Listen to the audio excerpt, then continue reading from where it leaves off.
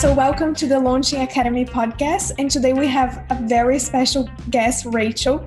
She's here to talk about a topic which is skyrocketing your sales results. She's going to dive into sales, teach us all about what she does and what she knows. She's helped more than 5,000 people increase their sales and get more leads. So I'm very, very happy that you're here. Thank you so much for coming, Rachel. Thank you so much for inviting me. Oh, thank you. So, Rachel, before we get started, can you tell us what you do, who you are? Tell us a little bit more about yourself. Yeah, sure. So at the moment, like now, I am an online sales and business coach, and I've been doing that now for 2 years, working with women globally to help them start, grow, and scale an online business. So predominantly I work with female coaches, but often it's anybody that delivers a service. So, like web designers, brand designers, freelancers, like social media managers, VAs, people that deliver a service online and want to sell that service like globally. I help them to attract clients into their world and then nurture and convert them. But before I did that, I used to run a face-to-face training and coaching consultancy in my local area. And it was COVID that meant that I had to pivot the business. So I'm an online coach by accident rather than planning. But I have to say, like for all the things that COVID's brought us, I'm very glad it brought me this change, because I really feel now that I'm in my right place. Like I loved my face-to-face business. I loved selling training to corporates and helping entrepreneurs face-to-face. But now I get to impact so many more people because we can online. So yeah, that's a bit about me and my background. I used to be in corporate. I spent 17 years in one company, which was a hell of a long time. And I used to be their sales director. And the year that I left, my sales target was £100 million. Wow. So yeah, pretty big numbers. And when I look back now at that time, it's like a whole other lifetime away. I can't actually believe that I did that job, for so long as well. But everything I learned in corporate, I now get to bring into my online world and help my students with. So it's all experience, isn't it? Exactly. I'm very excited to hear what you have to say, because it seems like you really know what you're going to talk about. And before we dive into sales, I'm going to ask you guys to leave your review in the end of this video and also to subscribe to this podcast. Rachel, tell me a little bit more about sales. So what do you understand as sales? What are the mechanisms? What do you work with? Let's dive a little bit more into this topic. Sure. Okay. So I think sales is very misunderstood, and I think it always has been. I know going back to my corporate career, we had a sales department and a marketing department, and nobody really understood, like who does what and how that fits together. And I don't think, even 10 years forward, that people are any the wiser really around sales and marketing. But for me, I always describe them as a partnership. Sales and marketing are a partnership that every business must master, because marketing is about lead generation and understanding your audience, building community, like really getting into research and all the foundational stuff that any sales team would need, because sales is all about conversion. It's all about conversation and how to close the sale. Well, you can't close a sale with a person that you haven't attracted. So the lines are now more blurred than they ever have been, because of course, if you're an e-commerce business, then marketing and sales is not separate. You just make the sale online. Whereas if you're in a longer sales pipeline, maybe you sell, like I used to sell to corporates, where the sales pipeline took around 3 months to close a sale, and you need marketing to generate the lead and sales to build the relationship and close the sale. So they have to work together in partnership.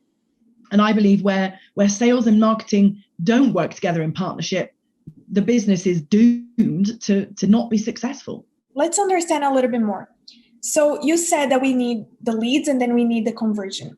Let's get a couple of scenarios in here. So I know that my audience uses evergreen launches, DM campaigns as forms of sales in generating leads. Let's start with the DM. I don't know, what kind of techniques do you use? Do you use the same launches, evergreen GMs, or is there something else that you use? Yeah, so one of the first things I get my clients to really decide on is where they feel the most comfortable to invite a sale. And the choices are, you can be in the DMs inviting the sale, you can be on a sales call, on a discovery call, or whatever you want to call that type of call. You can be on a call to invite the sale. You can invite a sale in emails, you can invite a conversion in emails. And also you can invite a conversion in a one-to-many scenario, like at the end of a live masterclass or during a live challenge. So one of the first things that I would encourage, your listeners here today, if they want to grow their sales, first of all, ask themselves the question, where do I feel the most comfortable inviting somebody to work with me? Because yes, we can try and master all of those things, but start off with mastering one and let that be the one that you're the most excited about and the most comfortable with. Exactly. So you're saying that, for example, some people that are more introvert, they might prefer a DM sale or so on. So what would you suggest if someone is starting now, or maybe they're wanting to scale their business? How would you help them to choose which type of sales? For anybody that's for anybody that's just starting out, I think being able to master personal outreach is a very valuable skill, because once you've learned how to do that, nobody can take that away from you, And I know when I say personal outreach, people start to curl their toes up and go, oh, I don't want to send cold DMs. But the whole point of learning to master that is, if you do it well, you don't have to send cold DMs, because you can use attraction marketing in your content to draw inbound inquiries to you. So your DMs are not about you reaching out, they're about you responding to inbound inquiries, inbound questions. It could just be building a relationship. That's how it often starts. It could be that those inbound inquiries into your DMs come from questions that you've asked in your Instagram or your Facebook stories, where you've given somebody a sticker or a poll that they can engage with and they can interact with. And in doing that, they show you through that behavior that they are warm, that they are wanting to engage with you. And of course, if you then don't respond by engaging back, they could cool off again and think, oh, well, I answered the poll, I'll just go and watch somebody else's stories. So the first thing I would encourage anybody to do is really lean into the DMs being a place that conversation happens. Conversation is the biggest needle mover in any business, I believe. And that conversation can happen in the DM. So allow your audience to start it, but then for God's sake, don't let it go cold. If they answer a story sticker, make sure that you respond and you voice note them and you say, hey, thanks for answering the sticker, the poll, the question in my stories. I'd love to, whatever they've obviously answered about, I'd love to help you with that. Or I'd love to hear more about what you think. Or would you be interested in coming to my masterclass? It depends on what your story sticker has asked, but I think if we really get focused on inviting those inbound inquiries, then DMs doesn't have to feel cold or sleazy or icky or all of the things that people tell me they feel about DMs. Yeah, because it's basically what you're saying is establish a conversation first. So create the rapport, everything that we know that we are going to discuss today in the DM. And would you start a conversation on the DM and lead them to a discovery call, or would you close the sale there? For me, it depends on the price of the offer. So if the offer is less than £1,000 or dollars, I would say absolutely 100% close the sale in the DMs without a doubt. Now, just because I've drawn that line at 1,000 doesn't mean that you can't make a sale of more than that in the DMs. I spent $15,000 in the DMs, without a sales call. So it shows it can be done if the relationship is built correctly. If you as the buyer feel that you trust that person enough, if the effort has really gone into nurturing the relationship, then the line doesn't have to be £1,000 or dollars. It could be that you close the sale in the DMs for something 5,000, 10,000, 15,000, But for somebody starting out, I would absolutely say draw the line at 1,000, get comfortable and very confident inviting somebody to buy your £200 online course, your £500 intensive, or your $1,000 VIP day, something like that. And then when you feel really comfortable, then move on to trying to maybe push that price limit up. Because, if you offer a 30-minute discovery call and you do 5 a week, that's 2.5 hours. And that's if you're good at sticking to the time slot. Yeah. And so that's a long time, that's 10% of your week. That's half a day. That's 10% of your week. So You don't really want to be busy doing loads of discovery calls if you don't have to. And the only way to avoid doing them really is to get good at converting in the DMs. And can you tell us a little bit more about this conversion in the DM? Well, how would you approach them? How would you lead the conversation? When would you know that it's time to make your offer? How would you do that? Yeah. I love it. You're asking all the good questions, because these are the questions that, like, I've got this whole curriculum inside my group coaching program. There's so many resources in there. And when people go, yeah, but how do I? It's always these questions that you're asking, like, exactly. When is that time? Like, when is the time? How will I know? And the point is that you won't know for sure, because the client, the person on the other end of the DMs, is not going to be waving a flag at you and going, I'm ready. So you have to lean into being a human, sell with heart, like really lean into understanding them as a person. And so asking good questions is the skill to master. Very often when my students say to me, oh, I had this DM, I really thought it was going to turn into something good, and then I got ghosted, it all went cold, what should I do? My first response is send me the DM, screenshot it, let me see. And always what I see is the link got sent too soon. So my number one bit of advice, I noticed that as well with my clients. Yeah, is don't send the link too soon. Even if somebody comes into your DMs and says, oh, I just read your post, I loved your carousel, you advertised your program on the back page, I'd love to know more about it. Even if the DM says that, don't give them the link. Instead, show them that you care whether or not they're a good fit or not by asking them some qualifying questions. So if that DM came into my inbox, I would say, amazing, love that you love the carousel, always good to get great feedback on our posts. Of course, I'll share the link with you. Before I do that, just let me know what exactly is the result that you're looking to create, and get them to answer that question. And then ask them, when do you want to create it by? So what's the goal and when do you want it by are the two best questions to lead with. Because what you really want them to say is, if it was one of my programs, it would be, I want to get to 5K months consistently as fast as possible. And I would say, okay, well, define fast as possible. Like, when do you want to get that done by? Like, how committed are you to doing the work?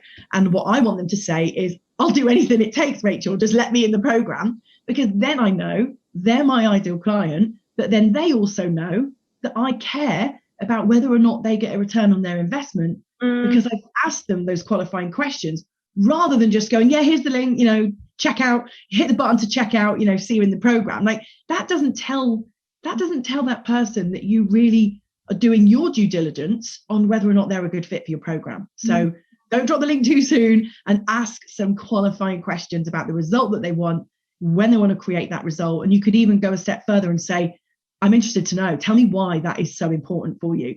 And get them to say, it's important because I'm saving up for a house, or it's important because I want to go traveling, or it's important because I'm pregnant and I need more money coming into my family. Whatever the reason it's important for them, draw that out of them so that you can feel really comfortable and confident that they are a good fit for the program. In the end of the day, people won't buy from you because they have the objections. And one of them is this program the right one for me?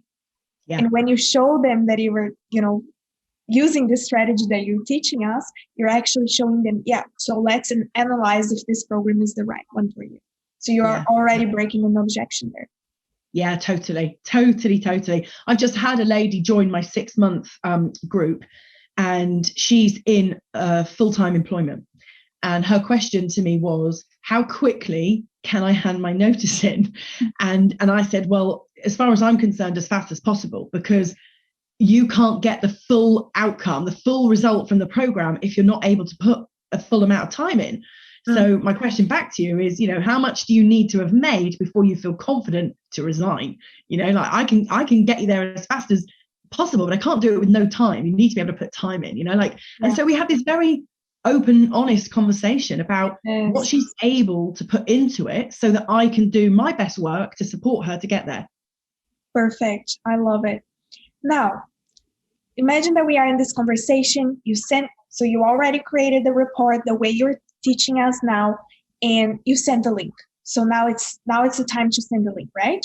Mm-hmm. They get back to you and they say, this is too expensive, or Any other objection that might come, how would you handle that?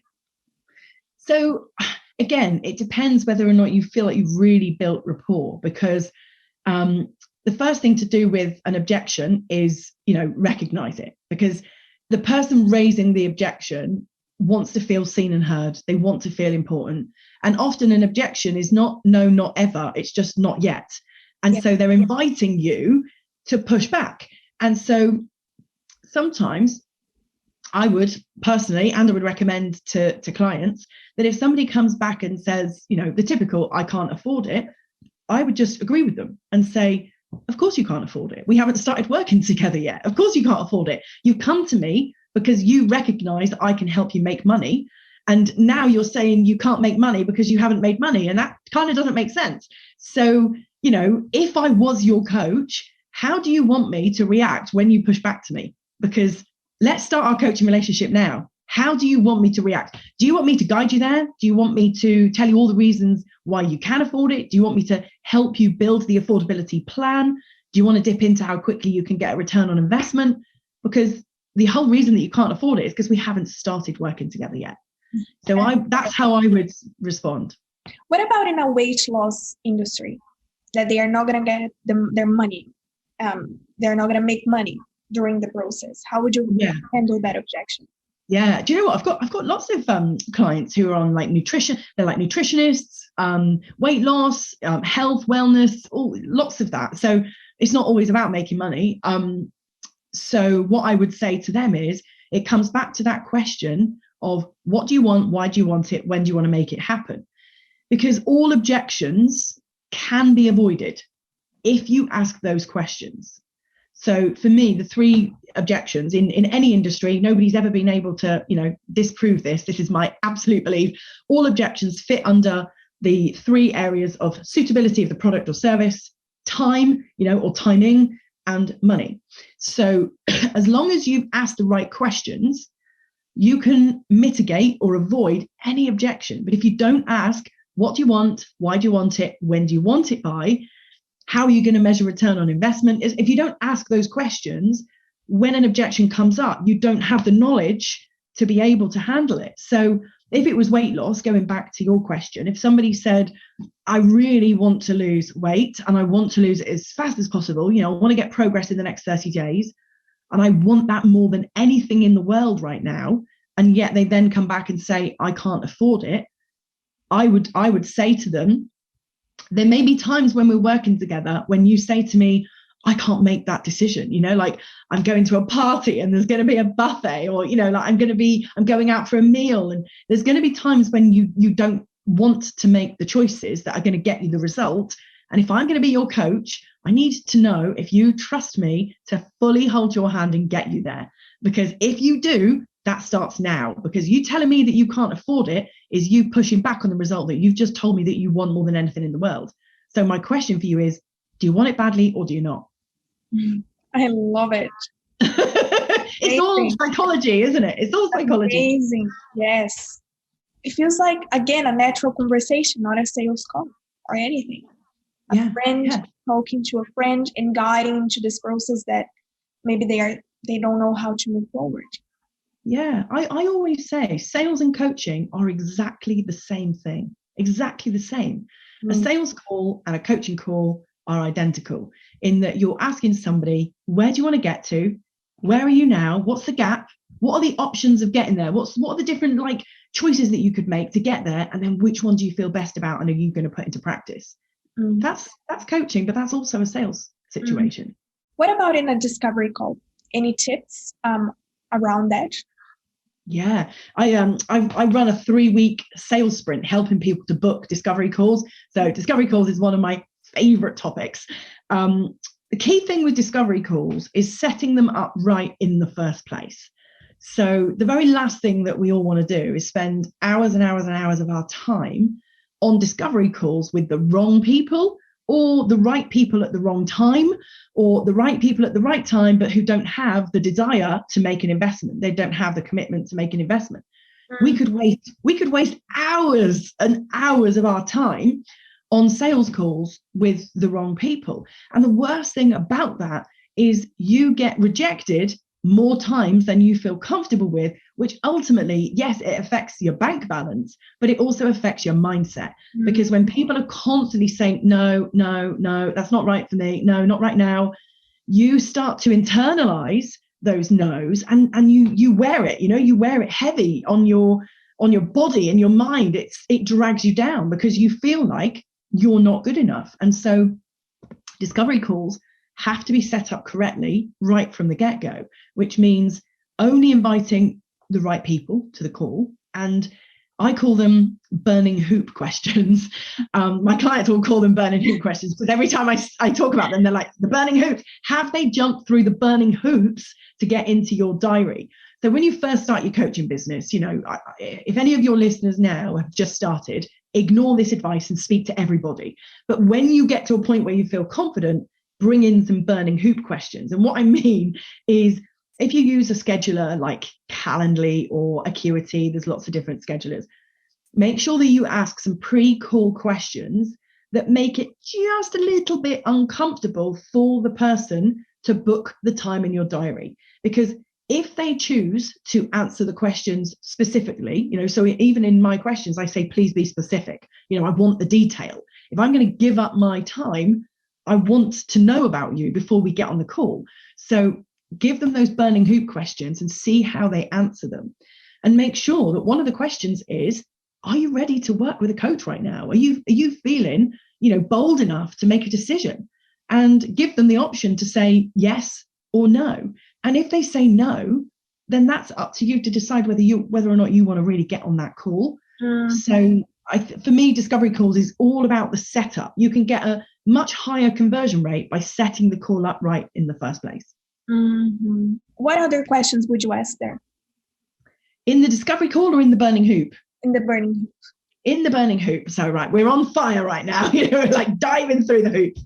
So I would ask questions like, what's your big goal right now? And I might even put a time frame on it. So what do you want to achieve in the next 3 months? And really, it depends on the length of your program. Yeah. If you only sell a program that's a year long, ask them about what do you want in the next year. If you sell a program that's 3 months long, ask them what do you want to achieve in the next 60 to 90 days. Mm-hmm. Because obviously you want to align them with the goal, the outcome that you're going to help them to create. So what is it that you want to achieve? When do you want to achieve that? What have you already tried? And of those things, what's worked and what's not? Mm-hmm. Yeah, you want to try and understand from them. I tried a masterclass launch, and I tried building a funnel, but I didn't get on with the tech. You want to hear a little bit about what it is that they've tried, and then start to really get into sort of positioning them for the call. So I would say something like, are you open to hearing about how I can support you to achieve your goal? Like once I fully understood it, and you want them to say yes. I also give them a choice, because I've got a choice of offers. So I say, which of my programs feels like the best fit for you? One-to-one coaching prices start from X, group coaching and from X to Y, online courses prices start from X, and it's just a little tick box. And sometimes they tick one-to-one, I think clients often say, but don't they just tick the cheapest, Rachel? And I'm like, no, they don't, because high ticket clients, people that know what they want. Yeah. So they see a list and they tick what they want. So I think give them a list, give them either a price or a price range, and let them choose. And if they show you at the end of those burning hoop questions that they're not ready, or they don't want the outcome badly enough, or they're not feeling committed enough to invest, then you can decide whether or not you really want to get on the call. Absolutely amazing. I'm loving it. You like it? Yeah. Loving this podcast.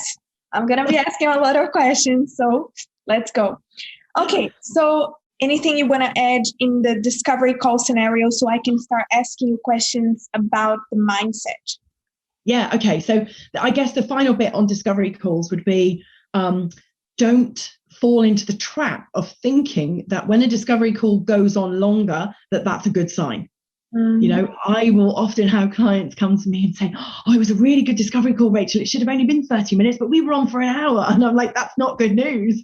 That's not good news, because what you've probably done is fallen into the trap of either being friend zoned or giving free coaching so that they don't actually need you anymore.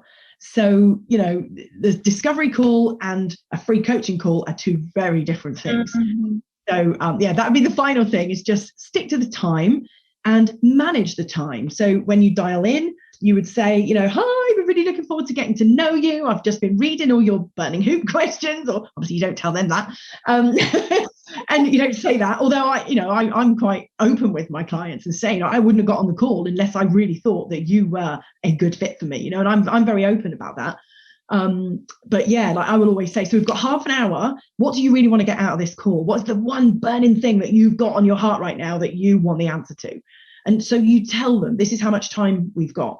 And then when you're like 5 minutes before, I would say, right, we've got 5 more minutes left. And, I would just manage the time to stop it running over.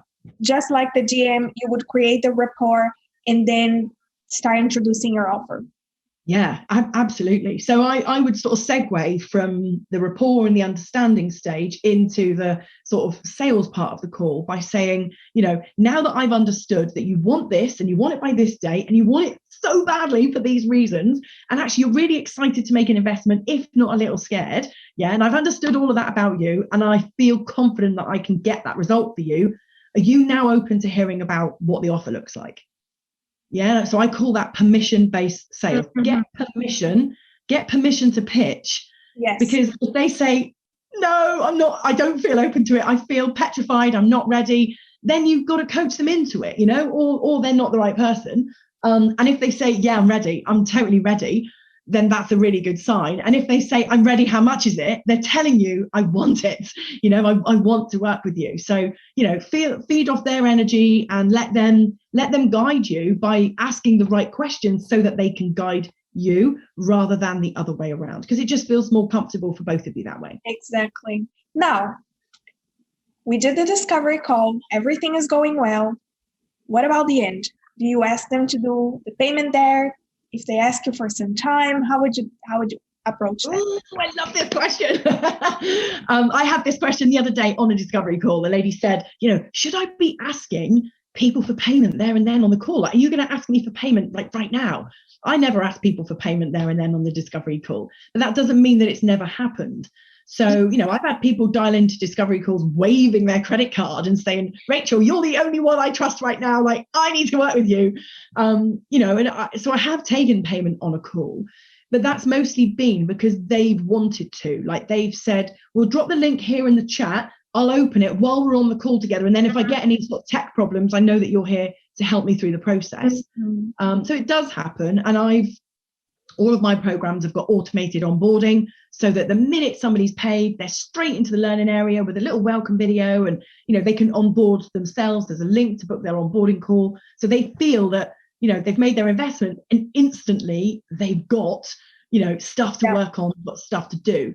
So I don't normally teach my students to take money on the call. And if somebody says that they want to go and speak to their husband, their partner, their friend, or they just want to sleep on the decision, whatever they say, great, why not? Why would we try to force somebody to make a decision?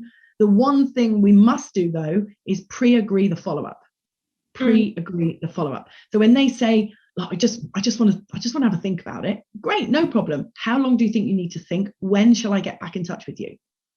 Yeah, and the shorter the time frame, the better, So sometimes I would say, I will get hold of you tomorrow. Let's catch up quickly tomorrow. Or I would let them tell me, I think I need 3 days. And I even had one client a little while ago. She asked for a little bit longer. And then on that day, because I diarised it, I got in touch with her and she said, I was really hoping that you would get in touch with me because the fact that you have shows me that you really want me in your program. And now I feel really valued and I'm ready to do it. I'm joining, I'm in. So I think it's just leaning into it as a human, forget the buyer seller. It's not about buyer seller. It's not even about sales and marketing. It's about humans, helping each other. That's what it's about. I'm glad that you said that, because I tell my clients, behind the market, there are people. And we need to remember that there's no copy for just a market. It's people always reading your copies or being there, watching your live sessions or going to your discovery calls. So if you master people, you're going to master sales or marketing or anything. Yeah, Yeah, totally. In fact, we had a chat in my group coaching session last night, and they were talking about offline and online, like marketing and sales, and I said they're the same. Like in online, we get all sidetracked with whether it's Instagram or LinkedIn, and we get all sidetracked on the platform. Like the platform doesn't mean anything. Humans are humans are humans are humans. That we are all wired up the same, whether we're sat on Zoom, on Instagram, or whether we are in a room having a coffee together. And that's what we've got to remember. Like you've got 5,000 Instagram followers. Imagine that is 5,000 people in a stadium and you're on a podium in the middle with a microphone. You can either talk sense or you can say nothing. You can teach them. You can inspire them. It's up to you. You've got the microphone. They're there listening to you. If you choose not to show up, guess what they're going to do? They're going to leave the stadium. If you choose to inspire them with a strong message, guess what they're going to do? They're going to listen. And if you then take that to the next step and you give them, here's what to do next, guess what they're going to do? They're going to take the action. So offline and online to me are exactly the same because they're driven by people and conversation. Let's dive just a little bit in mindset. I would love if you could explain to us the mindset around sales. I know so many people are scared of going there and selling their products. Why is that? Is there any reason? Is there anything that they can do to overcome this fear or, this? Yeah, there's loads. There's loads that can be done. And, I think everybody I've ever worked with has had some fear around sales. I've had some fear around sales. It's just that, I've done it for over 20 years. So after 20 years, you kind of get a bit used to it. But I think what people are afraid of is rejection some of the time. They're afraid of being ridiculed, of feeling embarrassed, of having somebody mock them or judge them or think, who are you to turn up and sell that? Like you say that you can help me get that result. Like, who are you to say that? So there's a lot of self-doubt, imposter syndrome. There's just all the things that we see and hear mindset coaches talk about online all the time. So many of them revolve around sales, like they sit alongside. Sales triggers those feelings more than many other of the activities that we have to do in our businesses to be successful. And it's because sales is so much linked to you as a person. So the tips I would give somebody would be detach from the outcome. Nobody in 20 years of working in sales, nobody I've ever worked with closes 100% of their sales. Never. I can't, nobody does. So you are going to get no's. It's an absolute guaranteed fact. You're going to get no's. And the better at sales you get, the better that your conversion gets. And generally that does come with experience. So detach from the outcome, expect no's, and be grateful for the no's. Like really be grateful for the no's, because every no that you get gives you an opportunity to reflect on what I could have done differently. What did I learn about this person? How is that going to help me in my next sales situation? So be grateful for the no's because they will make you better. But they will only make you better if you assess them and really take that reflection time. But not so much reflection that you beat up on yourself, just enough reflection to take the learning and then move on to the next one. So detach from the outcome, expect the no's. And I guess then the sort of the third and the biggest one is recognize your own expertise. Because if you're an online service provider, then you are probably your own product. Like even if you're having to hit the keys on a laptop to make something happen, you are still the one doing it. So you are the product, you are the brand, you are what people buy, you are who they connect with, you are the person that they trusted online before they reached out to you. And so I think we've got to always remember that it's our responsibility. If we are truly on a mission to help the people that we say that we're on a mission to help, it's our responsibility to seal the deal and to help them. You can't say you want to help somebody and then not invite them to work with you to get the help that you say you want to give them. We have to recognize that we put all this effort into building our online brand and making invitations to people that when they say, yeah, I'd like to hear more, that's sales. That's that final piece. Why would we then not do that piece? And we have the control of our mindset over that. We can do things like daily affirmations, value mantras. Every day we can reconnect with our purpose. every day we can remind ourselves, why do I care about the people that I want to help? Like, what's driving me? And use that mission to put yourself out there, even though you might get judged, even though somebody might say something that you don't like, even though you might feel embarrassed. But every day will get a little bit easier to the point where you don't think about it anymore. Mm-hmm. And even the questions that you made when you were teaching us, okay, let's make this question. If I were your coach, how would you like me to approach this when you told me that or that or that? Even asking these questions show this integrity and show the way that you're handling with the sales and show that you're willing to help people in there, isn't it? Yeah, 100%. I always say to my ladies, I've got 2 group coaching programs. I know that when you join this group, you join for the results. That's why you join. But the fact that I offer them a graduation incentive to stay, and they stay for the community.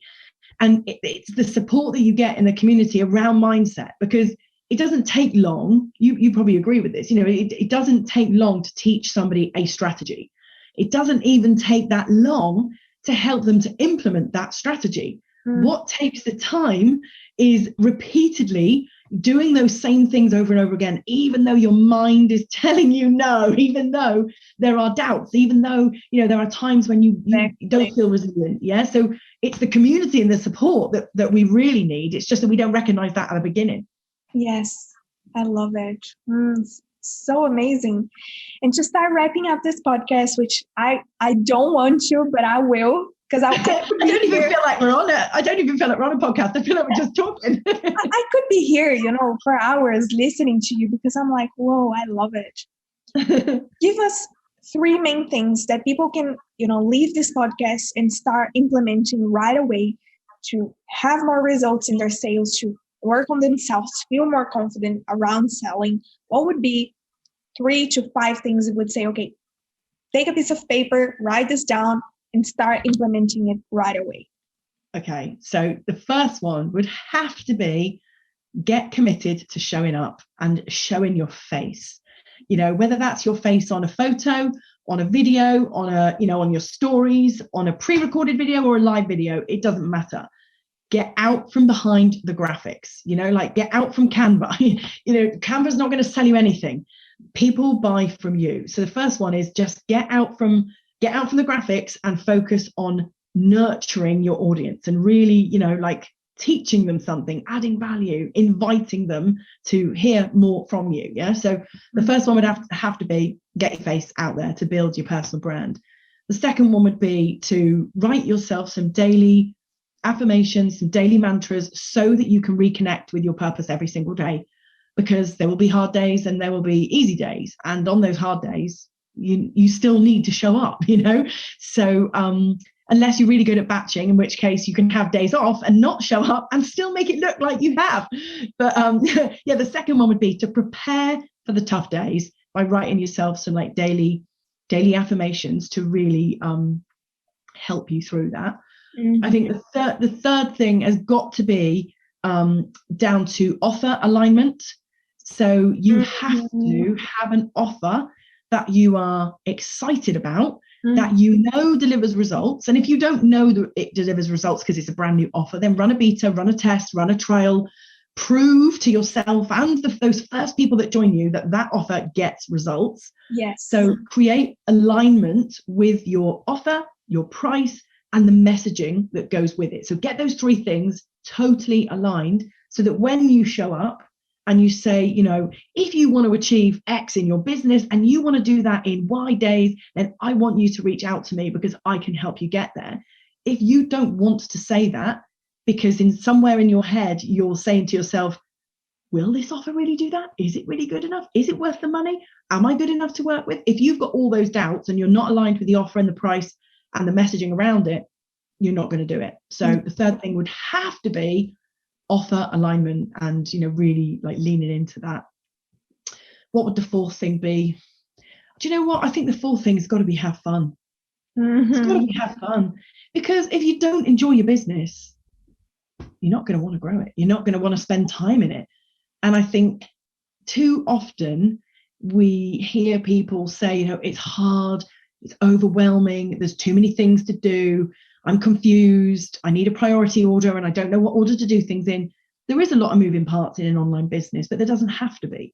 Doesn't have to be. You can simplify down to one thing that you're really excited about, to one kind of ideal client that you really want to work with, to one message that links it all together, and just do that on repeat and have fun with doing it, and then put the bells and the whistles on later. So I think the fourth thing for me would be have fun, enjoy it.